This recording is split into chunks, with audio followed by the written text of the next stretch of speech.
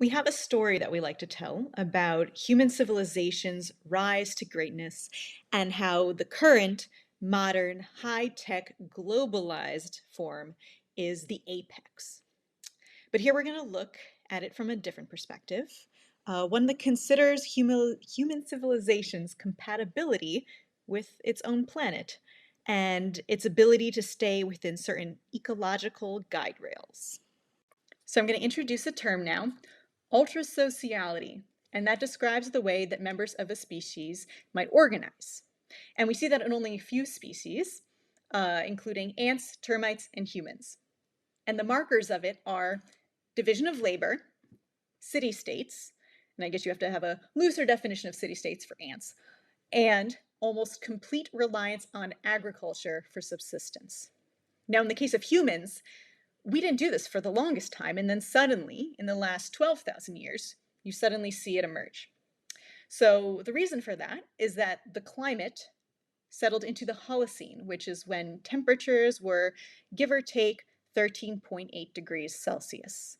That, plus the invention of the plow, meant that some societies started to engage in farming. And with farming, you have a more reliable food supply. And a reliable food supply means that in most years, you tend to have net addition to the population as opposed to net subtraction. So when those two are not balanced out and you have more years with net addition, that means your population starts to grow. So then you have population density. And those additional people can then go into other roles because you're starting to get so efficient about producing food and guaranteeing that. And in their other roles, they can add other layers of complexity to the society. They can do more things to ensure that more of the population survives. And so it's this like upward spiral of population density, division of labor, building and building until the next thing you know, you have a civilization. So although many species use tools, humans are unique in the extent to which they've harnessed material resources, and there are two categories in which we use this. One is to augment our natural abilities. So when our stomachs can't digest a certain thing, we can use fire to cook it and then thereby make it edible for us. We use glasses plus binoculars and telescopes to increase our vision. Clothing keeps us warm since we don't have fur. We have knives because we don't have claws. That allows us to cut up our food. Medicine and surgery supplement our existing immune systems and help us overcome diseases or infections that we normally couldn't. Vehicles transport our bodies faster than we would be able to ever run there. And they also help us carry things both along with us, more than we could transport if we were just holding it, as well as, they transport things from all over the world to us and spare us from having to circle the planet to go grab whatever we want. Communication technologies allow us to transmit ideas across long distances and times, and computing, as well as written records, help us add to our existing ability to analyze and remember things. And then the other category of exceptional material use is to modify our environments. So for example, at nighttime, most other species get darkness, but for us, we illuminate our spaces. Also, when it is either uncomfortably or even dangerously hot or cold outside, inside, we humans get room temperature. If there's wildfire smoke outside, other species all have to breathe it, but not us because humans have purified air. And final example, since the 1930s, since our exploding population was starting to outpace the expansion of agricultural yields, we've been using synthetic fertilizer to increase that output. And at this point, it is doubling the yields that we would have without it. And that's how we support 8 billion and counting people on the planet. And now a lot of individuals or a lot of our media fantasize about what it would be like to live out in space. But in fact, we've basically established a space station here on Earth. We've already got the system that we always dreamed of on the basis of farms and population density packed into cities and suburbs, and then that division of labor. This way of organizing our activity has enabled us to convert extraordinary amounts of material and land into infrastructure and human-centric spaces and machinery, from large equipment to little gadgets. We barely have to experience being a living thing on this planet the way that other creatures do. Like, in contrast to their daily activities and concerns out in the environment, our dominant model is that everyone performs their specific jobs for most of the day during most of their lives in exchange for tokens, which we exchange at the food distribution pods. And civilizations have been doing this going all the way back. Even ancient Mesopotamia had a sewage-like system where you could flush your human waste out to the away where, it wouldn't cause problems, or so we all thought. But the thing is, like any kind of space station, it is still very much dependent on its home planet. So now we're going to get a little bit into economics. If you want to understand how complex a civilization is, a good value to know is net energy per capita. So applying that to an imaginary example from modern industrial civilization, say you have a society and they're operating an oil rig, and then they use what they get out to power some tractors, to do your agriculture, and then also to fly some planes just for fun. Well, to understand if the people are actually allowed to enjoy this lifestyle, you'd have to know how much oil are they obtaining every day, how much are they burning to operate that oil rig, and then you'd have to find the difference, right? Because you have to subtract out how much you burned from how much you got to find how much is left over for the other stuff.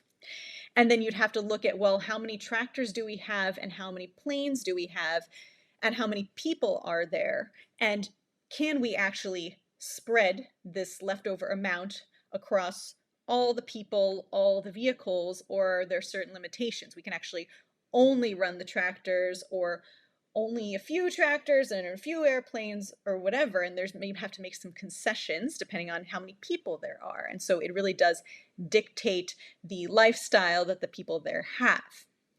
Another value to know is the Cobb-Douglas function and Solo's residual. So this is a formula within economics, and you are supposed to be able to plug in values for the A, the L, and the K. So L is labor, the number of workers in the economy. K is capital, and so that is the machinery within the factories, the physical structures that we invest in. And then A is this variable, Solo's residual. And if you multiply everything and take it to the powers, then it spits out a Y value, which is the total output of that society. And the thing is, economists were finding that you couldn't just use the amount of labor and the amount of capital and expect that to predict reliably how much output the society has. There was something was missing, which is why they added in that A variable, which can vary, and then they started calling that innovation, and then we kind of just ran with that without ever questioning it. And the thing is, at least as Stephen Keen suggests, that that's actually energy, because, as the quote by him here says, labor without energy is a corpse, and capital without energy is a sculpture. You need to be powering the people and powering the machinery, and once you account for that, then it actually does make sense and reflect what we're seeing, that not only have we been cranking up the population and cranking up the amount of infrastructure, but we've also been cranking up the amount of energy that we are feeding into our society, which is how we've been churning out more and more stuff and growing our economy every year. So below I have what it takes to make 1 gallon of gasoline. You need a lot of organic material cooking under very specific circumstances for a very long time. At this point, since we've discovered oil, we've been harnessing it as energy slaves. There's another term for you, that's from Buckminster Fuller. And these energy slaves now amount to the work of about 500 billion people. And whereas the literal human workers that are at work every day in the economy is only about 3.5 to 5 billion. So they are doing some major heavy lifting to magnify the amount that we can get done every day. And the reason that you can work at your job as a lawyer or a life coach is because machines are doing the survival supporting labor. The calculation that I just mentioned for how many people are at work in the economy and how many people's work fossil fuels supply every day is dependent on how exactly you calculate it. If you look in my Substack, you can see what I suggest. The point is, we wouldn't be getting nearly as much done around the world if it weren't for them. So here we have a visual of occupations in America from 150 years ago to present day and how that has transformed. And it really illustrates that previous concept of net energy per capita. So in pre-industrial societies, you always had at least 75% of the population involved in agriculture because it was so labor intensive, and so they had to be doing all of the work to feed everyone. And in fact, in America, in early America, if you were to also count the farm adjacent rules, you actually had 90% of the population involved in agriculture or agriculture supporting activities. Whereas in the modern day, most people are working in other levels of the economy, and that is because we now have a ton of machines that we are powering to do the hard work so that everyone else will be physically hard work so that everyone else can be involved in other occupations, which make our civilization more complex. And if it weren't for all of the excess energy that we have, all the people wouldn't be able to engage in these other activities. And so the thing about this transformation that modern society has gone through, where you no longer have 75% plus people engaged in agriculture, is that a lot of people are no longer in the fields. They have gravitated towards cities and suburbs where they are performing all those other roles. And the thing about cramming all those people into those spaces, which you have covered in concrete and asphalt and buildings, is that when they all look around, there isn't much for them to eat. So you have to transport the food from somewhere else out there to them. And in the US, we achieve this with 25,000 miles of waterways, 95,000 miles of railways, and a whopping 4 million miles of highway. And the thing is, it's like this alien that has sent its tendrils out into the periphery to suck calories into the throbbing urban core. You don't see any other organisms on our planet doing this to the scale that we have. And the thing is, that comes with impacts because creating that has material requirements and impacts, and maintaining it has material requirements and impacts unavoidably. And so that ends up sending the environment into a state of imbalance. So the visual to the top right is of the copper supply chain, but it's also a good illustration in general of how trade routes allow us to access materials from around the planet without having to walk or swim or fly there ourselves the way that other organisms would have to. William Catton, in his book Overshoot, suggests that we think of our technology as supplements to our own organic equipment. And in that sense, the energy that we use to power it would be an extension of our own metabolisms. And Catton says that if you look at Homo sapiens from 200,000 years ago, we today are so different that in how we operate that you almost need a different term for us. And he suggests Homo colossus. And the thing is, these extensions to our own organic equipment and metabolism comes with a price. And we've taken this project so far, this conversion of the Earth's materials into a theme park for humans, that the total of anthropogenic mass, which is like cement, metals, brick, asphalt, represented by the grayish column on the right, is now equal to and starting to exceed the total biomass, which is just everything that's alive and not designed for humans. I know that you're going to want to take a closer look at this. In the description of this video, there is a link to my Substack, and so you can look at that more closely. Because now I want to show you like a time lapse. So over the last 2,000 years, when civilization has been really ramping up and humans have been doing their ultra-sociality thing and doing the division of labor and the city-states supported by agriculture, we've eradicated 45% of biomass from the planet. So in fact, that green tower started out twice as tall, pretty much, and then we reduced it to half of what it is and added the grayish tower. And those two things are not unrelated, right? Like, it is the process of creating the grayish tower, which brought down the green tower. And you couldn't have created the grayish tower without also having that consequence on the green. So this visual here is another way to think about the activities that support the functioning of our civilization. This is showing the different materials that we extract every year. So it's the building up of that anthropogenic mass tower. And although certain companies or countries might shift towards being fully digitized and paperless in a lot of things, at the global scale, all of our activities still require increasing levels of complexity and layers of resource consumption. And so the amount that we take out of the planet is increasing every year. We are taking a bigger and bigger chunk out of our one planet every year.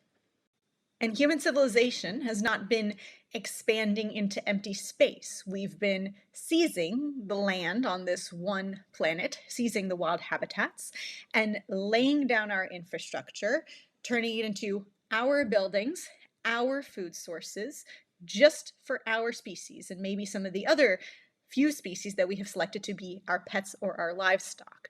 But if any other wild animals and other organisms try to access that territory, we will shoot them, poison them, electrocute them. And the project all seems innocent enough. We are growing wholesome food to feed ourselves a fresh, diverse diet. We are building roads to transport that food to the people. We are building factories that make medicine that keep us healthy. And then, of course, we have to build laboratories for the people to do the research that leads to that medicine. And it's all for a good cause. And because we are inside that system, inside the cage, we don't see what's happening on the front lines or even what happened where we are now in the past to establish this all here. And we aren't yet experiencing the consequences, at least not in the way that all of the species that we've forced into extinction have experienced the consequences. And we've taken it so far that we are just cleansing the planet of anything that isn't either us or for us. So what that last slide showed, and sorry for not pointing it out, but I don't feel like recording it again, that was how land use has changed since the advent of civilizations and their agricultural practices. So we've taken about half of forests and grasslands in the past 12,000 years and converted them to mostly farmland plus a little bit of urban and suburban spaces. And as she says in the small print on that chart, she doesn't include any other types of terrain, or as they call it, barren land. I doubt it was barren. I'm sure it hosted some organisms. And I'm also sure that humans have made their mark there as well. But anyway, here we see the impact that our activities have had on the world's land mammals. So if you're looking just in terms of mass, back before civilization, humans were only at most maybe 1% of the mammals that roamed the earth by mass, by weight. And now it's flipped. So wild animals were 99%, humans were 1%. Now humans plus their livestock, our chosen species, are 98%. And everything else has been just squeezed down to that 2%, which naturally, if you are kicking people off of their land and depriving them of their food source, you tend to see the population numbers go down. And you might wonder, okay, but like, I'm not really into environmentalism. It's not my passion. So why should I care? As you see by this cartoon here, an ecosystem that has less diversity of species is more prone to disruption, and we are all connected in this food web, and eventually we also will see the consequences of this reduction of diversity within the ecosystem. So now we're going to go over some rules for your hypothetical world. And like most rules and laws, these technically can be broken. That's possible, but the thing is that if you do, there will be consequences, which is why I've called this relationships and repercussions. So the first one has to do with finite materials. If you build your world out of finite materials, eventually you're going to hit the bottom of that and run out of them. And so therefore you will not be able to continue building, nor will you be able to replace or repair what already exists. The second rule, we're actually back to that, the major finite material that we are using right now is oil. As I mentioned previously, it took millions of years to form, and now we are burning through it relatively fast. And we do not know that the conditions for more of it to form will ever occur. And so, for our intents and purposes, it is finite. And we also use that finite resource to access other finite resources, such as metals and minerals.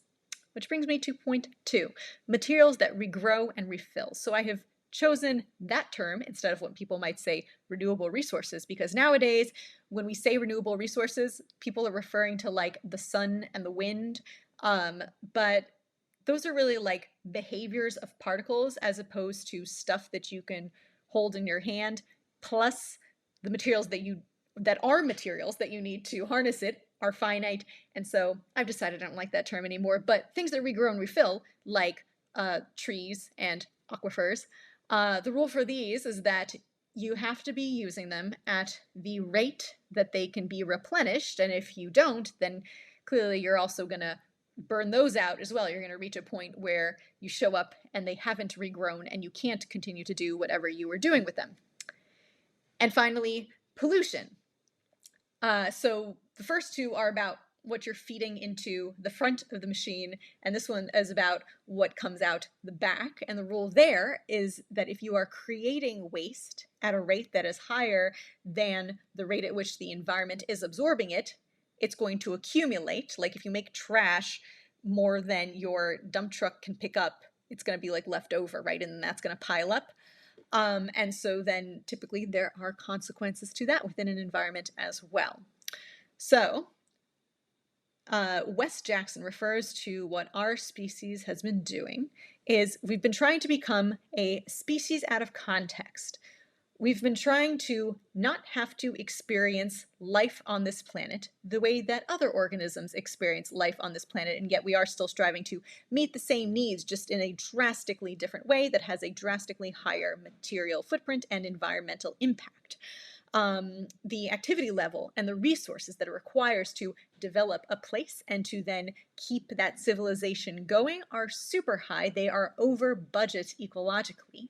And like you can look around and see a million examples of other species who are, they know how to play nicely. They stay in their lane. But that is not what human civilization has been doing.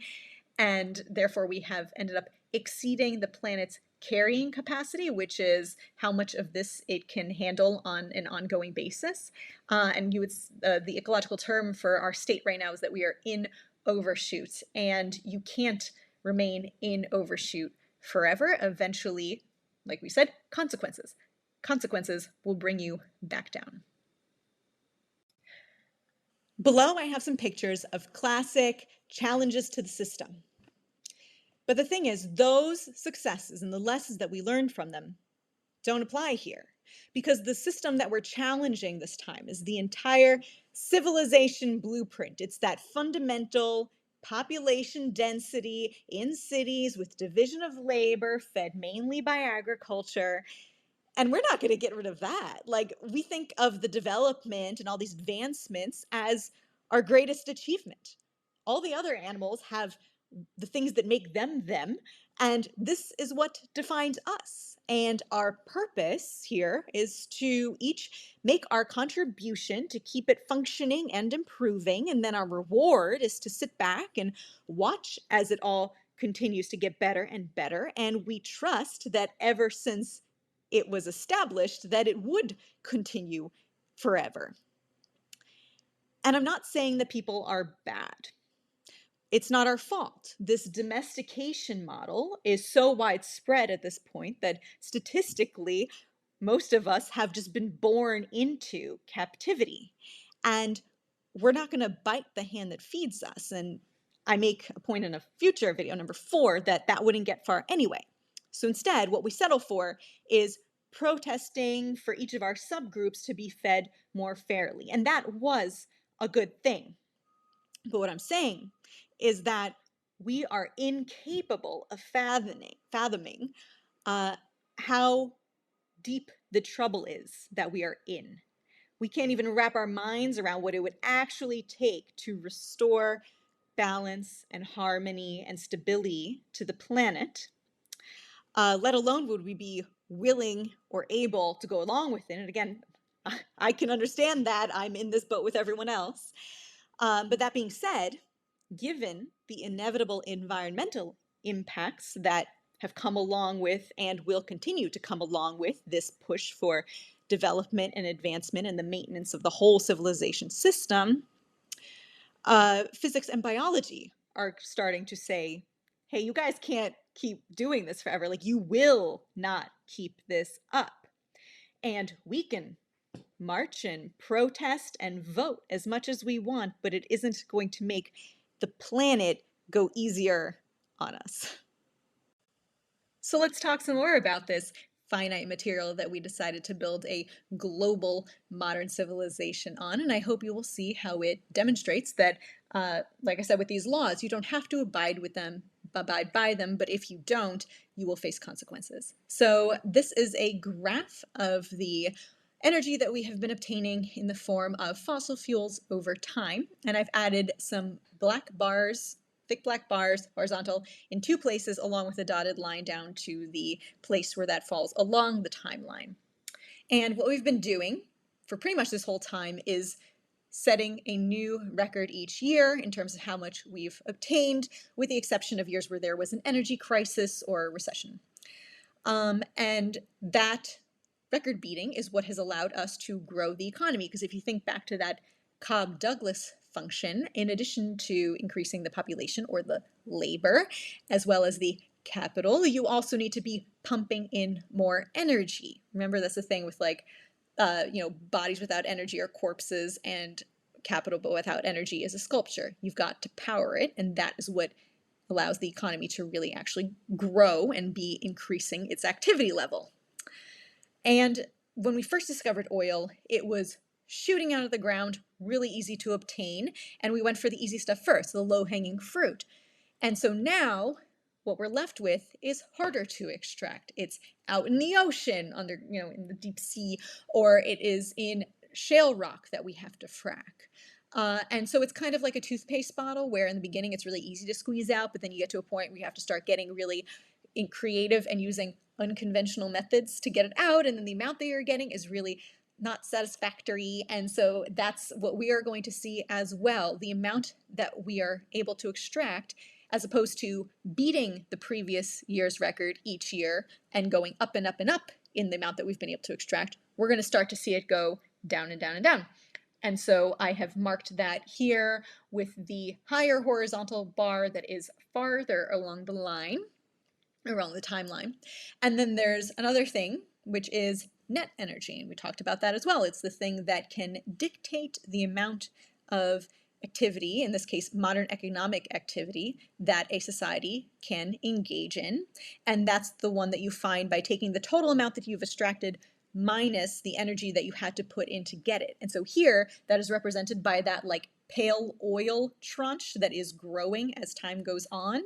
And so then once you subtract that, you see that as indicated by my lower horizontal bar that is earlier along the timeline, the point when that actually goes from increasing to plateauing and declining is even sooner. And in fact, it is in the mid-2020s, which, what do you know, is right about now. And so this decline in the amount of fossil fuels that we are able to access starting fairly soon, and the even sooner decline in the energy, the net energy that we derive from them, is significant, because fossil fuels still power 84% of the modern global economy.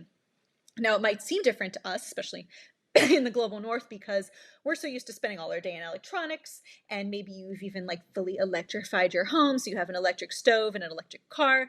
Congratulations. But a lot of the important heavy duty stuff going on in the background is running on diesel. So like farm equipment, construction equipment, a lot of the supply chain that delivers essential goods, including food, to shelves everywhere, as well as, ironically, the machinery that we were planning to use to create more of this alternative energy source. And so I've also gone and blown up what we consider to be renewable energy. You've already heard my beef against that, but it is just a tiny little sliver. So now remember all of the images we've talked about today, how ultrasociality and the civilization model works with that tornado of population density and division of labor, that chart of the chunk that we take out of the earth in terms of materials annually, as well as that chart of our rising energy use. And then remembering that this thing that we depend on to do all that is finite. And to go back to that toothpaste in a tube metaphor, imagine that you have 12 dollops of toothpaste worth in your tube, and you can't make there be more. Your option is only in terms of like how you distribute it across time. And the way that we've set up this model, unintentionally, it's kind of like just the way that it works when it's running on autopilot. The goal is to squeeze out more each day. And so you can either do like 1, 2, 3, 2, 1, 1. That's that like tower on the left. Or like 1, 2, 3, 4, but then you got to come down to 2 and then you're left with none. But like that's the level of flexibility that you have. And if you actually go with the option on the right, which is the one that we are currently going with, you actually just, the longer that you insist on squeezing out more and more, the more sudden the drop off in the end. And this guy, Ugo Bardi, has a term for that. It's called a Seneca cliff. So in 2005, a report was done for the US Department of Energy, now referred to as the Hirsch Report, and it looked at exactly this issue. What would happen as we reach that summit and come down the other side? So I'm just going to read you 2 quotes from it that I think drive the point home. Without massive mitigation more than a decade before the fact, the problem will be pervasive and will not be temporary. Previous energy transitions, wood to coal and coal to oil, were gradual and evolutionary. Oil peaking will be abrupt and revolutionary. Intervention by governments will be required because the economic and social implications of oil peaking would otherwise be chaotic. So in terms of that first part where it recommends that we have a plan B set up, and then looking at the amount of, I'm going to use the word, renewable energy that we currently have operational, does it look like we have that plan B ready to go? I don't think so. So returning to the concept of energy slaves, that's Buckminster Fuller's term for the service that the fossil fuels provide to us, acting as the equivalent of several 100 billion extra humans while the few billion real humans perform other jobs. If those energy slaves are retiring, what does it mean for the activities that the real humans engage in? And I forgot to mention on that other slide that we also use fossil fuels to transport food to those humans who are performing other roles at the higher level of the pyramid, since they are far away from the source where the food actually grows. So that's something that they might want to worry about in the cities and suburbs and whatnot. And then also, in general, just to take this one step darker, we also use the fossil fuels to create and distribute the synthetic fertilizers, which are doubling our agricultural yield so that we can feed 8 billion people. So not really sure what to say at the end of this slide, but it doesn't look great. And before I end this part 1 video, just a few more concepts that are a little less terrifying. These are some guys that described how a civilization and the way that it functions with that population density and the division of labor ends up kind of creating its own weak points that you tend to appear and some trends that one might identify in civilizations. I want to focus on the lower 2, Greer, and this idea of catabolic collapse, and basically at a certain point, a society, but this also could apply to like your workplace or some other community that you're a part of, it goes from taking 2 steps forward, 1 step back, to taking 1 step forward, 2 steps back. And so that makes the difference between progress or decline and deterioration, because you're not actually keeping up with how fast things are starting to break down.